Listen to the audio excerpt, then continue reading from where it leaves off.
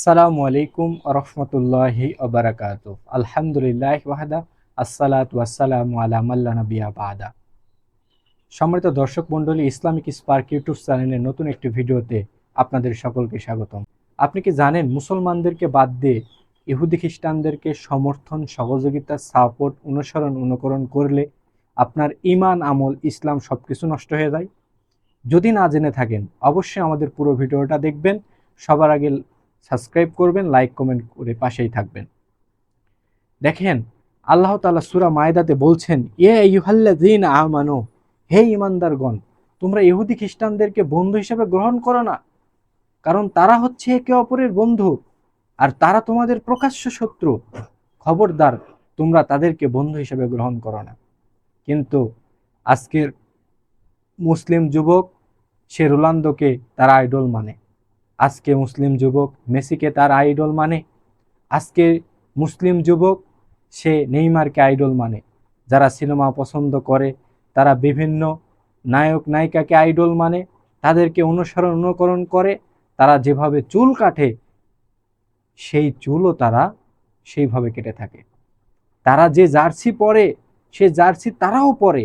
জার্সিতে যে নম্বর দেয়, তারাও সে একই নম্বরই দেয়। চিন্তা করেন কিরকম ভালোবাসে তাহলে এই ইহুদিদেরকে, এই খ্রিস্টানদেরকে, কিরকম অনুকরণ করে, একটু চিন্তা করে। কিন্তু আমাদের অনুকরণ করার কথা ছিল সাহাবাই কেরামদেরকে। আমাদের অনুকরণ যদি করতেই হয়, তাহলে মুহাম্মদ সাল্লাল্লাহু আলাইহি ওয়াসাল্লামকে অনুসরণ করতে হবে। আবু বকর রাদিয়াল্লাহু তাআলা আনহুকে অনুকরণ করতে হবে। ওমান, উসমান, আলী রাদিয়াল্লাহু তাআলা আনহুমাকে অনুকরণ করতে হবে। অথচ আমরা কি করছি? এই বিধর্মীদেরকে অনুকরণ করছি। আল্লাহ রাসূল সাল্লাল্লাহু আলাইহি ওয়াসাল্লাম আমাদেরকে সাবধান করে দিয়ে বলছেন, মান তাশাব্বাহা বিকাউমিন ফাহুয়া মিনহুম, তোমরা যে জাতির অনুসরণ করবে সে জাতিরই বলে তোমরা বিবেচিত হবে। তাহলে আজকে যদি আমরা খ্রিস্টানদেরকে অনুকরণ করি, তাহলে আমরা নামেই মুসলিম, আমরা খ্রিস্টানদের অন্তর্ভুক্ত হব। আমরা সেই কিয়ামতের মাঠে মেসিদের সাথে আমাদের উত্তোলন করা হবে, নেইমারদের সাথে আমরা থাকব, রোনালদোর সাথে আমাদেরকে থাকতে হবে। তাহলে আমাদেরকে কি অবস্থা হবে, কি পরিণত হবে, একটু চিন্তা করে দেখেন আপনি। সুতরাং এই ইহুদি খ্রিস্টানদেরকে অনুকরণ করেন না। আল্লাহ তাআলা কুরআনুল কারিমে বলছেন, এই দুনিয়াতে সর্বোত্তম আদর্শ রয়েছে মুহাম্মদ সাল্লাল্লাহু আলাইহি ওয়াসাল্লামের মধ্যেই। তাহলে তাকে অনুকরণ করেন, যিনি পৃথিবীর সর্বশ্রেষ্ঠ মানুষ এবং সর্বোত্তম চরিত্রের অধিকারী মানুষ। তাকে অনুকরণ করেন। আপনি কেন এই ইহুদি খ্রিস্টানদেরকে অনুকরণ করতে গেলেন?